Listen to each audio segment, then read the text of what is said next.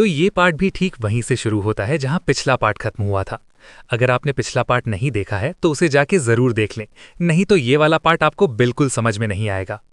तो इस पार्ट की शुरुआत में मास्टर स्कैटरविंड की बांह से सफेद बाल उगे और देखते ही देखते पलक झपकते ही गायब भी हो गए।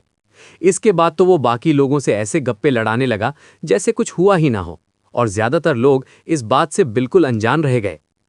इधर हान ली की होशियारी देखो, किसी ने ध्यान ही नहीं दिया कि उसने चुपके से अपनी स्पिरिचुअल सेंस का एक धागा अपने एक स्पिरिट बीस्ट पाउच में डाल दिया है। उसने अपने छटपटाते हुए सोल वीपिंग बीस्ट को शांत किया।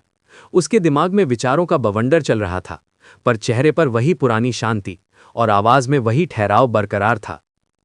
जितनी देर में बंदा एक प्याली चाय खत्म करे, उतनी देर में हान ली और बाकी धुरंधरों ने आगे की रणनीति पक्की कर ली। फिर क्या था, सब के सब बिजली की तरह वहां से ओझल हुए और अपनी अपनी झोली से फॉर्मेशन टूल्स निकाल लिए ताकि अपनी ताकत को और ज्यादा बढ़ा सके। हान ली और ग्रैंड इमॉर्टल जू मिलकर एक तगड़ा हमला करने वाला फॉर्मेशन बिछा रहे थे, जिसे विंड फायर ड्रैगन फॉर्मेशन कहते हैं।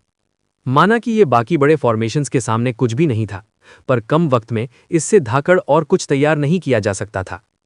कहा जाता है कि एक बार ये फॉर्मेशन चालू हो जाए तो ये नेसेंट सोल लेवल के किसी तगड़े कल्टीवेटर के जादुई खजाने से किए गए वार जितनी तबाही मचा सकता है। आधे घंटे के भीतर एक एक करके सारे फॉर्मेशंस बिछ गए और सबने अपना अपना मोर्चा संभाल लिया। हान ली और ग्रैंड इमॉर्टल जू ने मिलकर विंड फ्लेम ड्रैगन फॉर्मेशन की कमान संभाली।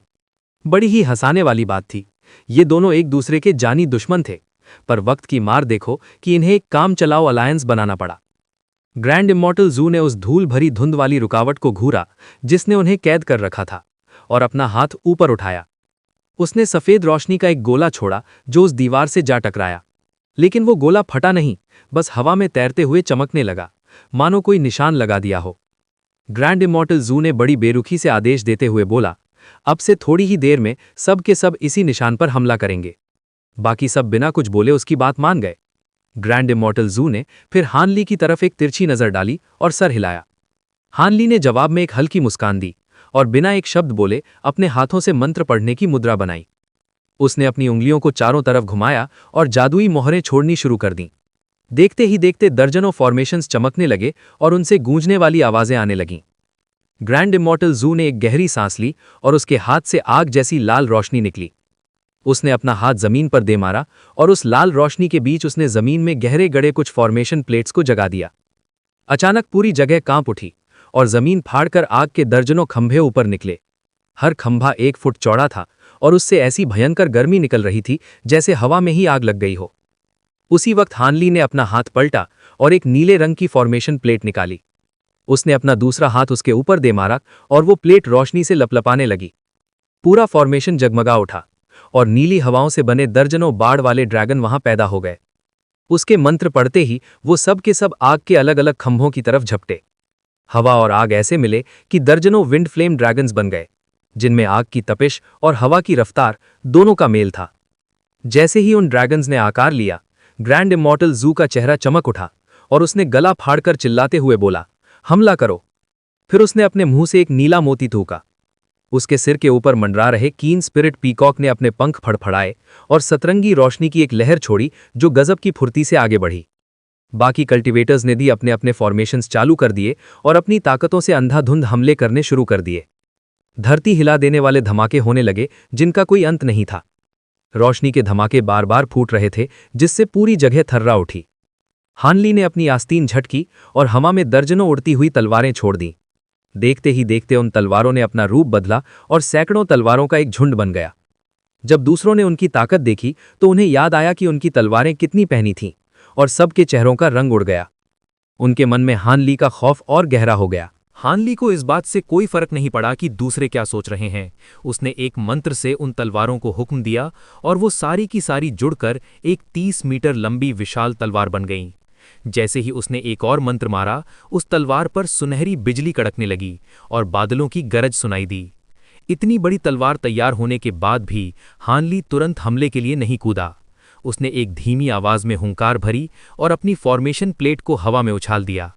उसने अपने दोनों हाथ जोड़कर मुद्रा बनाई और प्लेट पर अलग अलग जगहों पर उंगली से इशारा किया, जिससे वो प्लेट हर बार कांपने लगी और धीरे धीरे टूटकर नीली रोशनी में बदल गई, जिसे पूरे फॉर्मेशन ने सोख लिया। इस नई ताकत के मिलते ही झंडे तेजी से चमकने लगे और वो दर्जनों आग वाले ड्रैगन पागल हो गए। वो दहाड़ते हुए अपने आकार से कई गुना बड़े हो गए और अपने पंजों और दांतों के साथ आगे बढ़े। सारे ड्रैगन एक कतार में लग गए और उस सील वाली दीवार पर एक के बाद एक टूट पड़े। इस बार उस सलीटी धुंध वाली दीवार की रूह कांप गई और वो टेढ़ी मेढ़ी होने लगी। जब आखिरी ड्रैगन उस दीवार पर फटा तो सारे हमलों की बची खुची ताकत आग और हवा के एक बड़े गोले में सिमट गई। एक लाल चमक के साथ वो गोला एक विशाल ब्लेड में बदल गया और उसी जगह को चीरने लगा। हवा में कांच टूटने जैसी आवाज गूंज उठी। दीवार पर 3 मीटर लंबी और 1 फुट गहरी दरार पड़ गई, पर जैसे ही वो दरार दिखी, दीवार से काली रोशनी निकलने लगी जो उसे भरने की कोशिश कर रही थी। जब बाकी कल्टीवेटर्स ने ये देखा तो उन्होंने हमलों की झड़ी लगा दी ताकि दीवार को खुद को ठीक करने का मौका न मिले। तभी हान ली मैदान में उतरा। उसकी विशाल सुनहरी तलवार उस दरार पर बिजली की तरह गिरी। दरार से ऐसी सुनहरी रोशनी फूटी जैसे वहां कोई सूरज पैदा हो गया हो। वो दरार पल भर में चौड़ी हो गई और कई गुना गहरी धंस गई। इस अकेले हमले की ताकत बाकी सबके मिले जुले हमलों से भी कई गुना ज्यादा थी। खुद हानली भी ये नतीजा देखकर भौचक्का रह गया। ऐसा लग रहा था कि उसकी डिवाइन डेविल बेन लाइटनिंग उस दीवार को रोकने में कामयाब रही। क्या ये ब्लैक विंड फ्लैग किसी डेविल दाव का खजाना था? अभी हानली सोच ही रहा था कि रोशनी कम हुई और सील के पार सफेद रोशनी की एक पतली सी परत दिखाई दी। ये देखते ही सबकी बाँछें खिल गईं, पर इससे पहले कि कोई हमला करता, एक छोटा सा ब्लेड दरार के सामने आया और ओझल हो गया। एक आखिरी धमाके के साथ वो सफेद दीवार चूर चूर हो गई और वहां 10 मीटर बड़ा छेद हो गया, जिसके पार जाना पहचाना नजारा दिख रहा था। सबने राहत की सांस ली और एक चांदी जैसी चमक के साथ हानली की कठपुतली सबसे पहले उस छेद के पार निकल गई। जो लोग पहले हिचकिचा रहे थे वो अब घबरा गए। बिना ज्यादा सोचे सब अपनी अपनी तकनीक का इस्तेमाल करके उसके पीछे हो लिए। हानली के पीछे भी चांदी जैसे पंख निकल आए, पर वो तुरंत बाहर नहीं गया। उसके चेहरे पर एक अजीब सा भाव आया और उसके होंठ हिले। ये देखकर गुइलिंग अचानक रुक गई और उसके चेहरे पर हैरानी के भाव थे। वो उस छेद के बिल्कुल करीब पहुंच चुकी थी। उस जरा सी देरी में ग्रैंड इमॉर्टल एक्सयू और बाकी सब बाहर निकल गए, मगर तभी बाहर अचानक लाल रोशनी भड़की और काले धागों का जाल हवा को चीरते हुए उस छेद की तरफ लपका। ग्रैंड इमॉर्टल एक्सयू और लिन यिनपिंग डर के मारे बुरी तरह चिल्लाए। एक जोरदार धमाके के साथ मास्टर स्कैटरविंड के चारों तरफ खून जैसा गहरा लाल धुआं फैल गया और उसके चेहरे पर एक शैतानी मुस्कान आ गई। हानली ने बिना सोचे चिल्लाते हुए बोला, भागो, और वो खुद चांदी की बिजली बनकर उस छेद से बाहर निकल गया। गुइलिंग की तो अक्ल चरने चली गई थी, पर वो भी तुरंत उसके पीछे भागी। जैसे ही वो बाहर निकले, चारों तरफ खून जैसा धुआं फैला हुआ था, पर हानली पहले से तैयार था। उसके शरीर से निकल रही सुनहरी बिजली ने उस धुएं को पास नहीं आने दिया। वो रुका और उसने अपनी भौहें चढ़ाकर उस छेद की तरफ देखा। वो छेद अब तेजी से बंद हो रहा था और उसके चारों तरफ बदबूदार खून का समंदर जैसा लहरें मार रहा था। सील के ऊपर हवा में कुछ आकृतियां तैर रही थीं, silver winged knight fiend, lion hawk और एक सफेद बालों वाला विशाल दानव। उस दानव ने मास्टर स्कैटरविंड के कपड़े पहन रखे थे और उसके शरीर से मुर्दे जैसी भयंकर बदबू आ रही थी। उसने अपना सिर घुमाया तो उसकी आंखों में हरी आग जल रही थी, लंबे लंबे दांत निकले थे और झुर्रियों वाला चेहरा सफेद बालों से ढका हुआ था। उस वक्त वो दानव उस खून के समंदर और अपनी लाल तलवार से एक शख्स को बाहर निकलने से रोक रहा था। उसका एक हाथ और एक पैर कटा हुआ था। वो बड़ी बेबसी से एक नीले मोती और चांदी के हुक से उस लाल रोशनी और सड़ांध भरे धुएं को रोकने की कोशिश कर रहा था। वो और कोई नहीं बल्कि ग्रैंड इमॉर्टल एक्सयू था, जिसके चेहरे पर नफरत साफ दिख रही थी। उससे कुछ ही दूर कीन स्पिरिट पीकॉक फंसा हुआ था, जिसे लायन हॉक ने बैंगनी धुंध में जकड़ रखा था। वो बेचारा बस अपनी जान बचाने में लगा हुआ था। रही बात लिन यिनपिंग की, तो नाइट फिंड ने उसे अपने अनगिनत धागों के जाल में फंसा रखा था। अगर उसके पास वो जादुई रेशमी दुपट्टा न होता जो धागे से धागा काट रहा था, तो वो कब की पकड़ी जा चुकी होती। पर उसका खेल खत्म होना अब बस कुछ ही देर की बात थी। हानली की चेतावनी की वजह से गुइलिंग भी बाहर निकलने में कामयाब हो गई। फिर उसकी नज़र उस सफ़ेद बालों वाले दानव पर पड़ी और वो बुरी तरह चौंक कर चिल्लाते हुए बोली, ये तो वही है। हानली ने बिना पीछे मुड़े एकदम ठंडे अंदाज में पूछा, क्यों, पहचानती है क्या इस मुर्दे को? गेलिंग ने पल भर के लिए कुछ सोचा और फिर बड़ी ईमानदारी से जवाब दिया, फिलहाल तो पहचानती हूं। हान ली ने अपनी गर्दन जरा तिरछी की और हैरानी से पूछा, फिलहाल? गेलिंग ने गहरी सांस छोड़ते हुए समझाया, रिफाइंड कॉप्स बनने से पहले ये एक स्पिरिट बीस्ट था। पुराने दिनों में हमारी थोड़ी बहुत जान पहचान थी। इसका मालिक एक इंसान था जो स्पिरिट रेल्म से नीचे आया था, लेकिन जब से कुनवू माउंटेन को सील किया गया मैंने उसे दोबारा नहीं देखा। पता नहीं इसकी ये हालत कैसे हो गई। हान ली का माथा ठनका और उसने अपनी हलचल दबाते हुए पूछा, मतलब तेरा कहना है कि ये असल में स्पिरिट रेल्म का एक डीमन बीस्ट था? गेलिंग ने एक लंबी आह भरी और दुखी होकर बोली, हाँ वही। पुराने वक्त में जो भी इंसान या डीमन नीचे की दुनिया में उतरते थे उनकी कल्टीवेशन पर पाबंदी लग जाती थी। मेरे जैसे जो भी स्पिरिट बीस्ट अपने मालिकों के साथ नीचे आए थे उनकी यादें मिटा दी जाती थीं। हान ली का दिल एक पल के लिए धड़का, फिर निराशा से भर गया। उसे लगा था कि शायद इसे स्पिरिट रेल्म के बारे में कुछ पता होगा, पर उम्मीद पर पानी फिर गया। उसने उखड़े मन से कहा, तो इसका मतलब तुझे कुछ भी याद नहीं है? गेलिंग ने उदास चेहरा बनाकर बोला, बस इतना पता है कि मैं आई कहाँ से हूँ, बाकी सब सफाचट है। हान ली चुपचाप कुछ सोचने लगा और तभी उसे सिल्वर मून की याद आई। उसकी पहचान बड़ी खास थी। हो सकता है उसके पास स्पिरिट रेल्म की कुछ यादें बची हों, पर जैसे ही उसके मन में ये ख्याल आया उसने फौरन खुद को टोका कि ये सब फालतू सोचने का वक्त नहीं है। उसने अपनी नज़रें नीचे की तरफ घुमाईं। आसपास का नज़ारा एकदम बदल चुका था। सील के बाहर का इलाका एकदम उजाड़ और वीरान पड़ा था।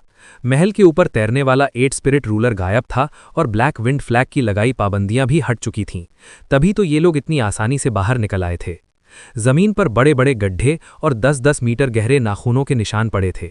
महल का आधा हिस्सा तो ऐसा लग रहा था जैसे किसी ने उसे बेरहमी से फाड़ डाला हो। हान ली ने अपना स्पिरिचुअल सेंस घुमाया, लेकिन वहां कुछ पाबंदियां लगी थीं जिसकी वजह से वो अंदर की टोह नहीं ले पाया। खैर उसने राहत की सांस ली। वो डेविल एंसेस्टर इतनी खौफनाक थी कि उसके सामने होने भर से किसी की भी सिट्टी पिट्टी गुम हो जाए। अगर वो टकरा जाती तो हान ली का टिकना मुश्किल था। लेकिन अब मुसीबत ये थी कि वहां से निकलने का इकलौता टेलीपोर्टेशन फॉर्मेशन अभी भी ब्लैक विंड फ्लैग के कब्जे में था। उसे बाहर निकलने का कोई और जुगाड़ भिड़ाना था। हान ली अभी अपना दिमाग दौड़ा ही रहा था कि लिन यिनपिंग की घबराई हुई आवाज आई, कल्टीवेटर हान, अगर आप हमें यहां से बचा लेते हैं तो मैं वादा करती हूं कि हमारे एंडलेस स्काई टेम्पल और आपके बीच की ये पुरानी दुश्मनी मैं खुद खत्म करवा दूंगी। हान ली ने कड़े शब्दों में दो टूक जवाब दिया, तुम लोगों ने कुत्तों की तरह मेरा पीछा किया है, ये दुश्मनी इतनी आसानी से कैसे खत्म हो जाएगी? मुझे तुम्हारी मदद करने में कोई दिलचस्पी नहीं है। लिन यिनपिंग ने उसे डराने की कोशिश करते हुए बोला, भाई हान, ये मत भूलिए कि हमारे पास 3 और धुरंधर मौजूद हैं। अगर मैं और ग्रैंड एनिमल स्यू यहां मारे गए तो क्या वो आपको जिंदा छोड़ेंगे? ये सुनकर हान ली को हंसी आ गई।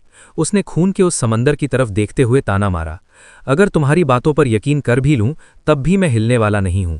सच तो यह है कि अगर तुम्हारी शामत नहीं आई होती तो मैं खुद हाथ साफ करने की सोचता।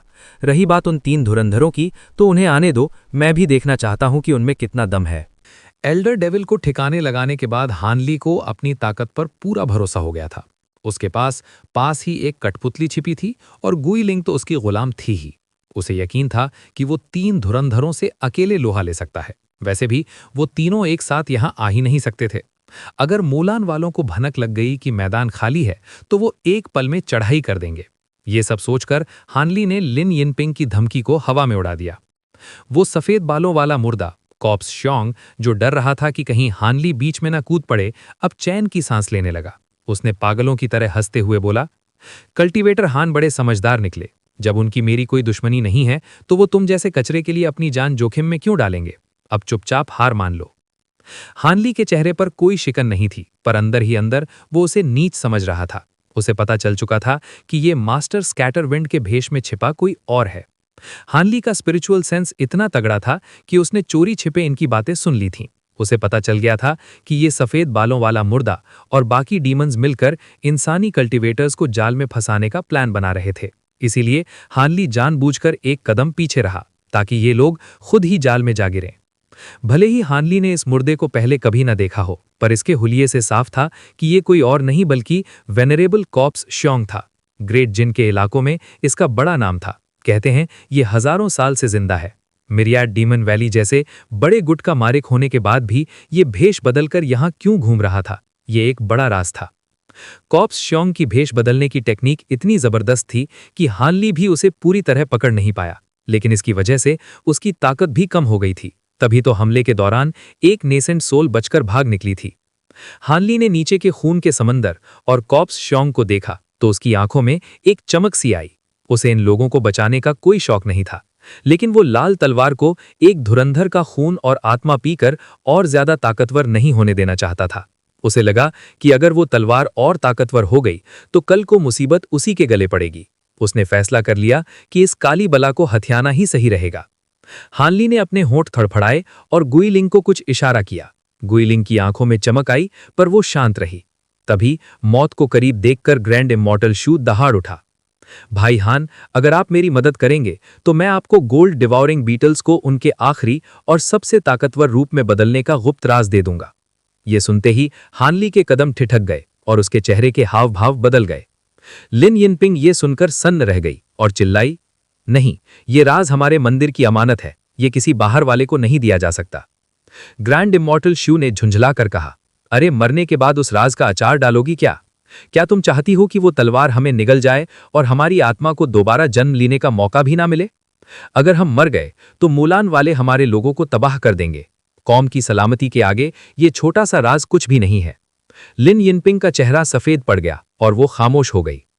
कॉप्स शॉन्ग ने जब हानली को सोच में डूबे देखा तो उसे लगा कि खेल बिगड़ सकता है। उसने बिना देर किए अपनी पूरी शक्ति उस लाल तलवार में झोंक दी। तलवार से एक खौफनाक और विशाल भूतिया चेहरा निकला, जिसका मुंह इतना बड़ा था कि वो पूरे ग्रैंड इमॉर्टल शू को एक बार में निगल ले। नीचे खून का समंदर उबलने लगा और एक बहुत बड़ा भंवर बन गया, जिसने ग्रैंड इमॉर्टल शू को जकड़ लिया। भागने का कोई रास्ता नहीं बचा था। ग्रैंड इमॉर्टल शू ने अपनी जान बचाने के लिए अपनी नीली मोती और चांदी का हुक उस भूतिया चेहरे पर दे मारा, लेकिन उस भूतिया चेहरे ने अपने मुंह से लाल धागे निकाले और पलक झपकते ही उन हथियारों को जकड़ लिया। चेहरा गंदी हंसी हंसते हुए खून के समंदर में गोता लगाने लगा। ग्रैंड इमॉर्टल शू ने अपने दांत पीस लिए और उसकी नेसेंट सोल बाहर निकलने के लिए फड़फड़ाने लगी। आसमान से बिजली का एक जोर गड़गड़का हुआ और वो सीधा नीचे आकर सुनहरी रोशनी के धमाके के साथ फट पड़ी। उस साय ने पलक झपकते ही उस भूतिया चेहरे को आधा उड़ा दिया। उस भूतिया चेहरे ने दर्द के मारे ऐसी चीख मारी कि सुनने वाले का कलेजा मुंह को आ जाए, लेकिन इस हमले ने उसे शांत करने के बजाय और ज्यादा भड़का दिया। ग्रैंड इमॉर्टल शू को लगा कि कोई मदद आ गई है और वो खुश होने ही वाला था कि तभी उस भूत ने झपट्टा मारकर उसकी गर्दन दबोच ली। चारों तरफ से खूनी लाल रोशनी की परतों ने उसे घेर लिया। शू को महसूस हुआ कि उस लाल रोशनी के अंदर उसका शरीर गल रहा है। डर के मारे उसकी रूह कांप गई। उसने आनन फानन में एक अजीब सा मंत्र पढ़ा और अपने शरीर के चारों तरफ सुनहरी रोशनी की एक दीवार खड़ी कर दी। वो रोशनी पहले थोड़ी सिमटी और फिर एक जबरदस्त धमाके के साथ फट गई। सुनहरी रोशनी ऐसी फैली कि आसपास की खूनी लाली बिखर गई और उसी के बीच से शू की नेसेंट सोल फुदककर बाहर निकली। उसने इंस्टेंटेनियस मूवमेंट की टेक्निक का इस्तेमाल किया और पलक झपकते ही 30 मीटर दूर जा गिरी। कॉप्स शूंग ने ठंडी आह भरते हुए और हवा में हाथ मारते हुए अपनी भारी आवाज में दहाड़ा, तू भागना चाहता है? तभी उस नेसेंट सोल के ठीक ऊपर काली ची का एक बादल मंडराने लगा और देखते ही देखते एक बहुत बड़े हाथ में बदल गया, जो उसे दबोचने के लिए नीचे झपटा। उस हाथ का खौफ ऐसा था कि आसपास के 30 मीटर के इलाके में हवा तक रुक गई और भारी दबाव महसूस होने लगा। इमॉर्टल शू ने उस हाथ को देखकर मन ही मन गालियों की झड़ी लगा दी। अगर उस पर अचानक हमला ना हुआ होता तो उसकी नेसेंट सोल बड़ी आसानी से दूर भाग जाती और यहां तक कि ब्लैक विंड फ्लैग की रिस्ट्रिक्शन को भी तोड़ देती। आखिर उसकी सालों की कल्टीवेशन से बनी ये नेसेंट सोल कोई मामूली चीज नहीं थी, बिना शरीर के भी लड़ने का दम रखती थी। लेकिन खून के दरिया में उसकी ज्यादातर अंदरूनी शक्ति खत्म हो चुकी थी, इसलिए इस हमले के आगे उसकी हवा टाइट हो रही थी। दूसरी तरफ हानली 100 मीटर की दूरी पर अपने हाथ पीछे बांधे बिल्कुल बेफिक्र खड़ा था। उसके चेहरे पर कोई शिकन नहीं थी, जैसे बिजली गिराने के बाद अब उसे कोई मतलब ही ना हो। अब कोई रास्ता ना देख इमॉर्टल शू अपनी पूरी जान लगाकर भागने लगा। उसने अपनी बची कुची जादुई ताकत बटोरी और उसकी नेसेंट सोल ने अपना मुंह खोलकर एक धातु का मेडालियन बाहर निकाला ताकि अपनी जान बचाने वाली सबसे बड़ी मैजिक ट्रेजर का इस्तेमाल कर सके। तभी अचानक चांदी जैसी रोशनी चमकी और उस काले हाथ के ऊपर एक आदमी प्रकट हुआ। उसने अपना हाथ उठाया और एक ड्रैगन के गरजने जैसी आवाज गूंजी।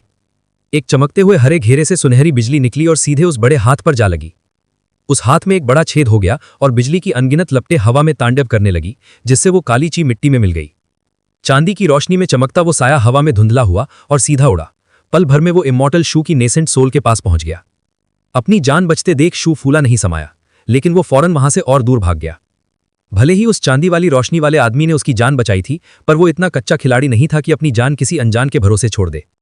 उस साय ने शू पर ध्यान नहीं दिया और अपना रुख कॉप्स श्योंग और बाकी राक्षसों की तरफ कर लिया। उधर कीन स्पिरिट पीकॉक को इमॉर्टल शू का इशारा मिला और उसका शरीर थरथराहट के साथ कांपने लगा। उसने अपनी पूंछ के लंबे पंख लायन हॉक की तरफ छोड़ दिए।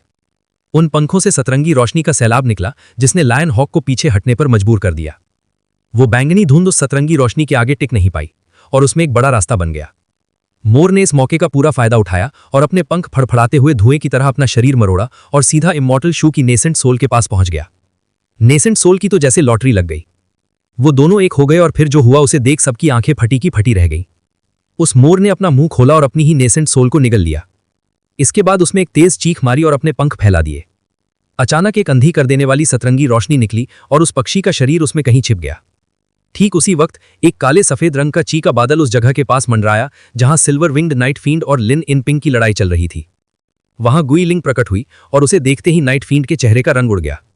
गुई लिंग ने बिना किसी भाव के उसे देखा और हमला करने से पहले उसे कुछ खास संदेश भेजे। नाइट फील्ड के चेहरे के हाव भाव बदले। उसने कुछ पल सोचा और फिर एक लंबी आह भरी।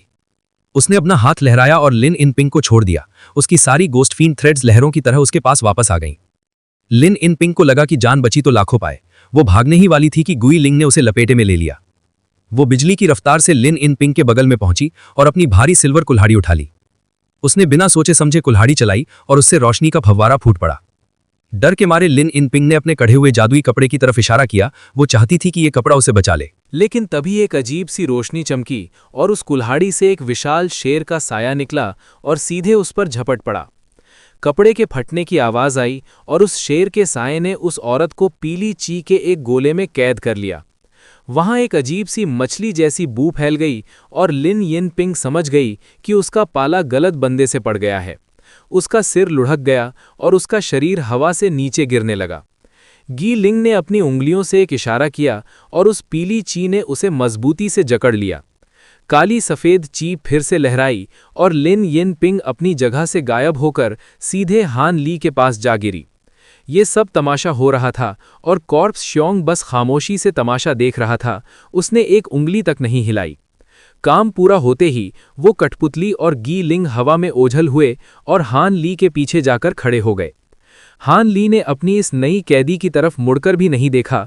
वो तो बड़ी अजीब नज़रों से किसी दूसरी तरफ ताक रहा था। उस मोर से निकल रही सतरंगी रोशनी अब और भी ज्यादा भयंकर होती जा रही थी। उस चमकती रोशनी के बीच से एक कड़कड़ाती आवाज आई जो इमॉर्टल सू जैसी ही थी, लेकिन उसमें गुस्सा और दरिंदगी भरी थी। कल्टीवेटर हान, ये क्या चाल चल रहे हो तुम? हान ली ने बड़ी ढिठाई से जवाब दिया, मैंने तुम्हारी साथी लिन को बचाकर तुम्हारी मदद ही तो की है। रोशनी के अंदर से वो आवाज थोड़ी नरम हुई और रोशनी छटते ही वो कीन स्पिरिट पीकॉक सामने आया। लेकिन अब वो पहले से बहुत बड़ा हो चुका था और उसके सिर पर एक चमकता हुआ सफेद चेहरा था। वो चेहरा आर पार दिख रहा था पर साफ पता चल रहा था कि वो इमॉर्टल सू ही है। उसने जैसे ही देखा कि लिन यिन पिंग बेहोश पड़ी है, उसके चेहरे पर फिक्र की लकीरें उभर आईं। हान ली ने बड़े इत्मीनान से कहा, शांति रखो, मैंने उसे कुछ नहीं किया है, बस मुझे तुमसे कुछ बातें पूछनी है। उम्मीद है तुम मुझे निराश नहीं करोगे। उस चेहरे पर गुस्सा सातवें आसमान पर पहुंच गया और उसने तमतमाते हुए बोला, क्या तुम मुझे धमकी दे रहे हो? हान ली ने मजाक उड़ाते हुए कहा, मेरी इतनी मजाल कहाँ, लेकिन अपना वादा मत भूलना। कल्टीवेटर लिन मेरे पास सिर्फ इसलिए है ताकि तुम अपनी मर्यादा से बाहर जाकर कुछ उल्टा सीधा ना कर बैठो। तुम अपनी जुबान से तो नहीं पलटोगे ना? इमॉर्टल सू का चेहरा पत्थर जैसा हो गया। उसने नजरें घुमाईं और बोला, क्यों ना हम ये हिसाब इन राक्षसों से निपटने के बाद करें? हान ली ने अपनी ठुड्डी सहलाई और बोला, ठीक है, मेरा भी यही विचार था। हान ली का ये बेपरवाह अंदाज देखकर वो महान इमॉर्टल भी चकरा गया। उसे समझ ही नहीं आया कि आगे क्या बोले। हान ली हल्का सा मुस्कुराया और उसने गी लिंग को इशारा किया। उसके बाद वो दोनों और वो कठपुतली आगे बढ़ गए। जब वे उस खूनी समंदर के पास पहुंचे तो हान ली रुक गया और कॉर्प्स श्योंग की आंखों में आंखें डालकर बोला, मैन ये डीमन वैली के मालिक होने के नाते तुम यहाँ कुनवू माउंटेन किसी जरूरी काम से आए होगे। मैं भी यहाँ काम से ही आया हूँ और ये दोनों मेरे काम के हैं, इसलिए फिलहाल इन्हें मैं अपने साथ ले जा रहा हूँ। उम्मीद है तुम बुरा नहीं मानोगे। हान ली की बातें तो नरम थीं, लेकिन लहजा इतना रौबदार था कि नाइट फील्ड और लायन हॉक गुस्से से पागल हो गए। कॉर्प्स श्योंग ने अपनी चुप्पी तोड़ी और बोला, सुनो मुसाफिर, तुम्हारा नाम हान ली है ना, और तुम हेवनली साउथ से आए हो? हान ली एक पल के लिए ठिठका और फिर सावधानी से बोला, हाँ वही हूँ, क्या बदला लेने का इरादा है? कॉर्प्स श्योंग की आंखों में एक पल के लिए हरी आग चमकी और वो बोला, बिल्कुल नहीं, इस बार मैं तुम्हारी इन हरकतों को अनदेखा कर रहा हूं, लेकिन सिर्फ एक बार। अगली बार अगर तुमने हमारे बीच टांग अड़ाई तो तुम कभी वापस हेवनली साउथ की शक्ल नहीं देख पाओगे। हान ली के चेहरे पर एक पल के लिए शिकन आई, पर उसने बस एक खामोश मुस्कान दी। कॉर्प्स श्योंग ने अपने हाथों से मंत्र पढ़ा और दूर खड़ी उस लाल रोशनी की तरफ इशारा किया। वो रोशनी थरथराई और एक विशाल खूनी तलवार में बदल गई जो सीधे खूनी समंदर की तरफ बढ़ी। वो भूतिया चेहरा जिसे पहले उड़ा दिया गया था, वो फिर से उस तलवार पर प्रकट हुआ और कमीनी हंसी हंसने लगा। तभी वो पूरा समंदर खून के एक खंभे की तरह सिमटकर उस भूत के मुंह में समा गया। देखते ही देखते सब गायब हो गया। वो तलवार दिखने में तो पहले जैसी ही थी, पर अब उससे सड़े हुए खून की इतनी भयंकर बदबू आ रही थी कि सांस लेना मुश्किल हो जाए। कॉर्प्स श्योंग ने उन दोनों राक्षसों को इशारा किया और महल की तरफ उड़ गया। पलक झपकते ही वो तीनों वहां से रफूचक्कर हो गए। ऐसा लग रहा था कि कॉर्प्स श्योंग के पास कोई और बड़ा काम है और उसने उन दोनों राक्षसों को भी मना लिया था। हान ली ने अपनी आंखें सिकोड़ी और उसकी आंखों में एक ठंडी चमक आई। वो पीछे मुड़ा और बोला, चलो भाई सू, अब तो तुम्हें मेरे सवालों के जवाब देने में कोई दिक्कत नहीं होनी चाहिए। कीन स्पिरिट पीकॉक पर रोशनी जैसा चेहरा लिए ग्रैंड इमॉर्टल यू की हालत इस समय पतली थी। उसने एक नज़र उस खतरनाक कठपुतली पर डाली और फिर गुइलिंग को देखा जिसकी पकड़ में लिन यिनपिंग फंसी हुई थी। मौत सामने देख यू ने एक गहरी सांस ली और चेहरे पर एक फीकी सी मुस्कान लाकर बोला, ब्रदर हान, आखिर क्या पूछना चाहते हो? हान ली ने अपनी उंगली चटकाई और उसकी कठपुतली चांदी जैसी रोशनी के साथ गायब हो गई। अगले ही पल हान ली हवा से बातें करता हुआ गुइलिंग के पास जा खड़ा हुआ। हान ली ने भौहें सिकोड़कर ठंडे अंदाज में पूछा, तुम्हारी बातों से लग रहा है कि गोल्ड डिवाउरिंग बीटल्स को उनके आखिरी लेवल तक पहुंचाना मेरे अकेले के बस की बात नहीं है। ये तो बड़ी अजीब बात है। मैंने तो सुना है कि पुराने जमाने में ये कीड़े अपने आप ही पूरी तरह पल जाते थे और तब के दिग्गज कल्टिवेटर्स की नींद उड़ा देते थे। तुम्हारे ये कीड़े भी तो उसी खानदान के हैं ना?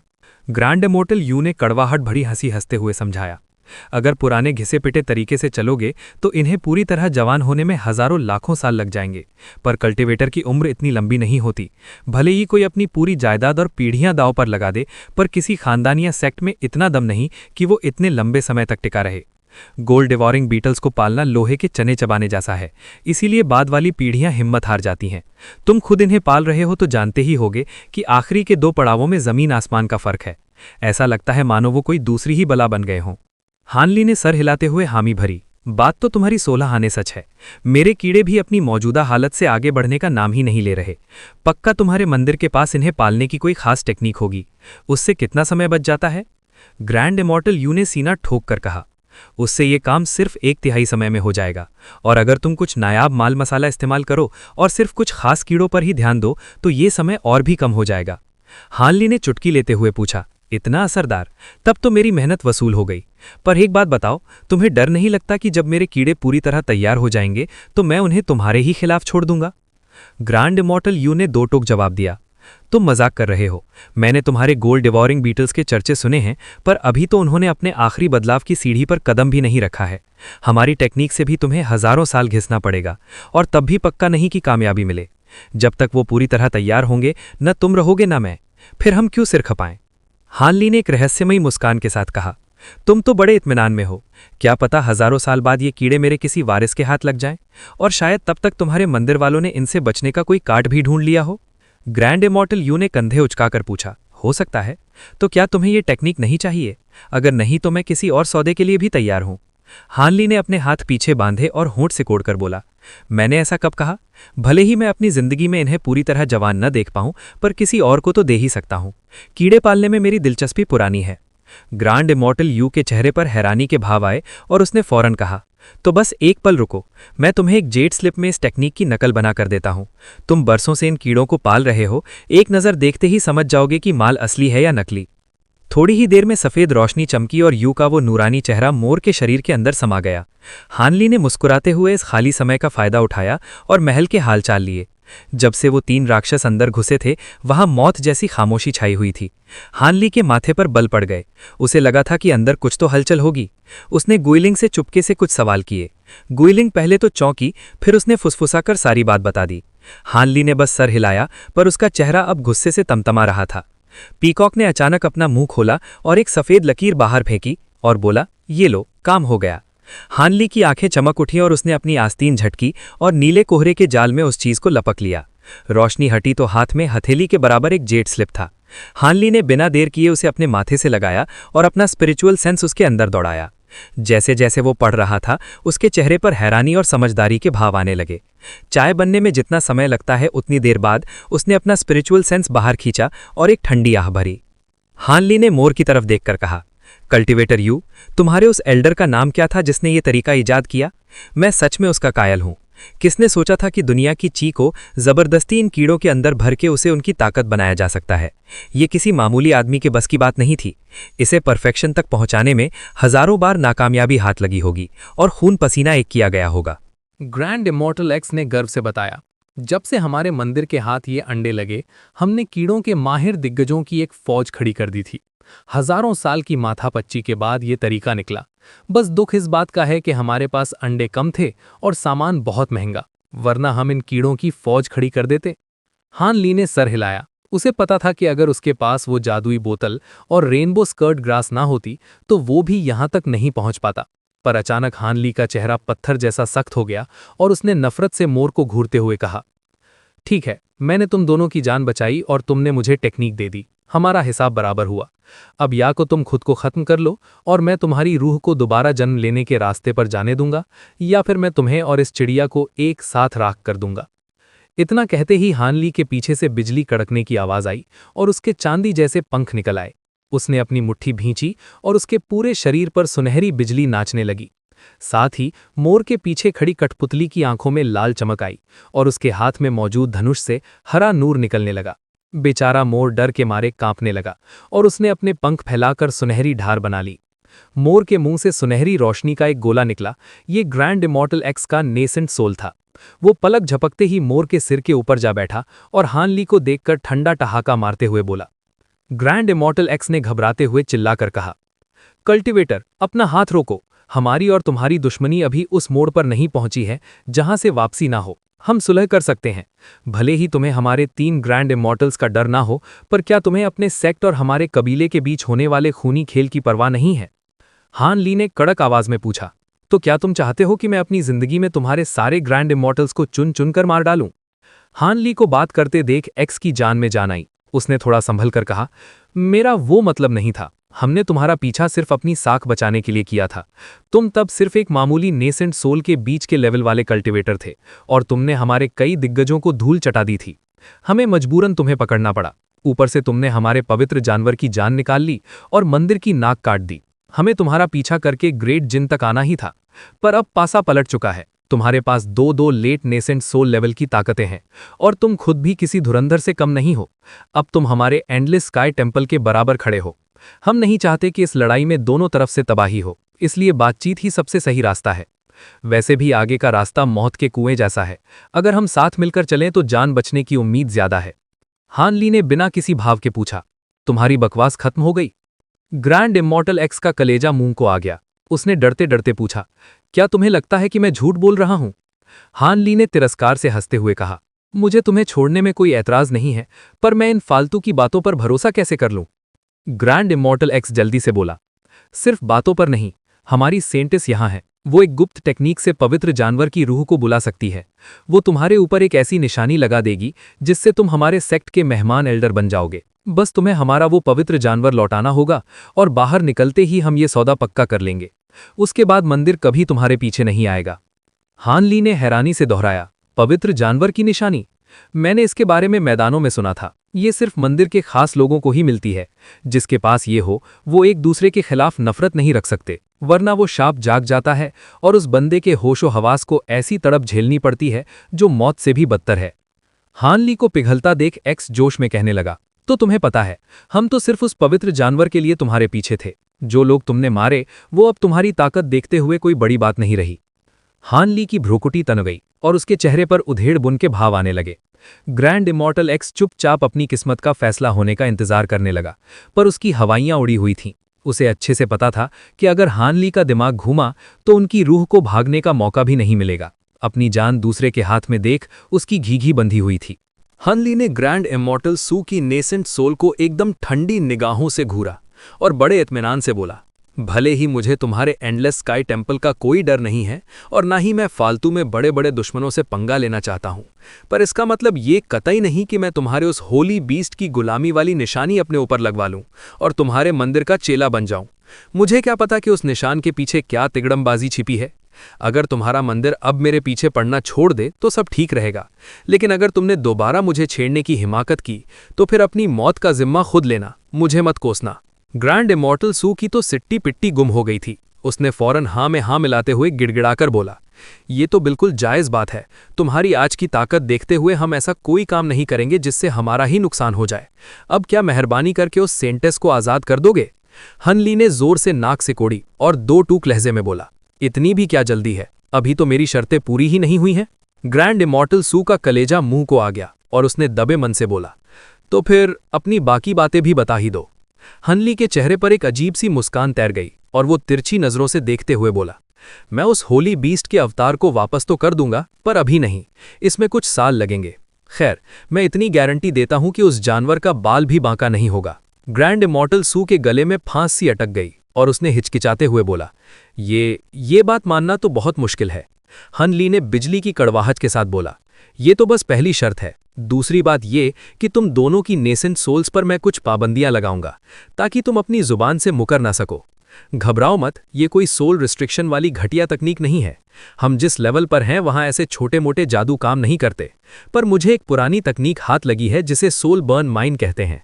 तुम दोनों को इसे निगलना होगा और इनमें से हर एक के अंदर मेरी स्पिरिचुअल सेंस का एक छोटा सा अंश छिपा होगा। ग्रैंड इमॉर्टल सू की रूह कांप गई और वो पागलों की तरह चीखते हुए बोला, सोल बर्न माइन, इससे अच्छा तो तुम मुझे अभी जान से ही मार दो। हनली ने बर्फ जैसी ठंडी आवाज में धमकी दी, अगर तुम्हें यह मंजूर नहीं तो तुम दोनों का काम तमाम करने के बाद मैं सीधा सोरिंग स्काई प्लेन्स जाऊंगा। मुझे लगता है मोलान वाले ये सुनकर खुशी से झूम उठेंगे कि तुम्हारे सारे ग्रैंड इमॉर्टल्स परलोक सिधार गए हैं। जब ऐसा होगा तो तुम्हारी कौम का नामो निशान इस दुनिया से मिट जाएगा। ग्रैंड इमॉर्टल सू की रीढ़ की हड्डी में एक ठंडी लहर दौड़ गई और वो गुस्से से तमतमाते हुए चिल्लाया, तुम्हारी इतनी हिम्मत? हनली ने सपासप जवाब दिया, क्यों नहीं, जब तुम अभी थोड़ी देर पहले मुझे उस गुलामी वाली निशानी में बांधने की कोशिश कर रहे थे तब हिम्मत कहाँ गई थी। मुझे दूसरों के काबू में रहने से सख्त नफरत है। उससे बचने के लिए मुझे अपना दांव खेलना ही होगा और मेरे पास बस यही एक रास्ता है। अगर तुम सोल बर्न माइन नहीं निगलना चाहते तो मैं इसी वक्त तुम्हारा किस्सा खत्म कर दूं। ये तुम्हारा आखिरी मौका है। मामले को और खींचने का हनली का कोई इरादा नहीं था। उसने अपना हाथ उठाया और अंगूठा मोड़ते हुए गिनती शुरू की, 5। ग्रैंड इमॉर्टल सू घबराहट में हड़बड़ा कर बोला, मुझे क्या पता कि तुम बाद में किसी सही मौके पर इस बारूद का इस्तेमाल हमें निपटाने के लिए नहीं करोगे। हनली ने तंज कसते हुए अपनी तर्जनी उंगली मोड़ी, अभी से बेहतर मौका मुझे भला और कब मिलेगा। 4। ग्रैंड इमॉर्टल सू की नेसेंट सोल की आंखें इधर उधर फटने लगी जैसे वो भागने का कोई सुराख ढूंढ रहा हो और अपने आप में कुछ बड़बड़ाने लगा, लेकिन उसे क्या पता था कि मौत उसके सर पर मंडरा रही है। गुइलिंग पहले ही पीकॉक के सिर के ऊपर उड़कर पहुंच गई थी और उसे ऐसी खूंखार नजरों से देख रही थी कि देखने वाले का खून सूख जाए। हनली की आवाज गूंजी, 3। उसकी घिघी बंध गई और उसे समझ आ गया कि 3-3 धुरंधरों के बीच से भागने की कोशिश करना सिर्फ एक सपना है। हनली ने एक और उंगली गिराई, 2। गुइलिंग और उस इंसान जैसे पपेट ने अपनी अंदरूनी शक्ति का ऐसा भयानक दबाव छोड़ा कि हवा का रुकना भी भारी हो गया।